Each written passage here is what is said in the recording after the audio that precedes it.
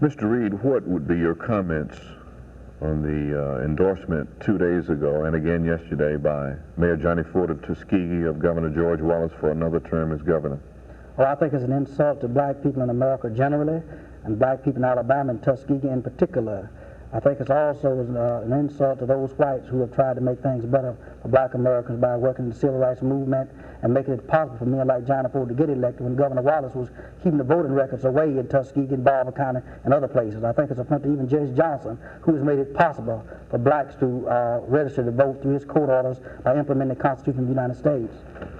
Mr. Reed, yesterday Mayor Ford, in an interview in this same room, said that he felt like it was a new day in the South and that he felt like black officials had to have some influence and some access to the governor's office.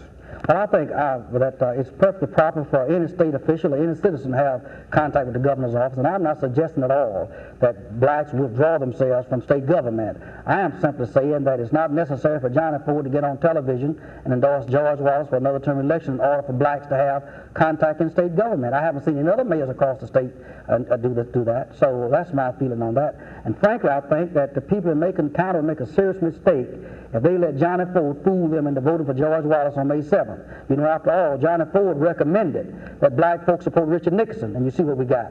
One of the worst tragedies in the nation, and black folks certainly not faring well under Richard Nixon. There are some people who say that Johnny Ford is an elected official, and that you're not an elected official, and that he would be more in a position to say to black people in Alabama who they should or should not vote for. Well, I'm not going to try to tell them who they shouldn't vote for. We will have about 200 black leaders next week to make that decision. And the black people of Alabama will make it. Joe Reed won't make it. Maybe Johnny Ford is better off to make it for Johnny Ford. But as for the black folk in Alabama, the people will make that decision. And I'm going to be governed by what the people think.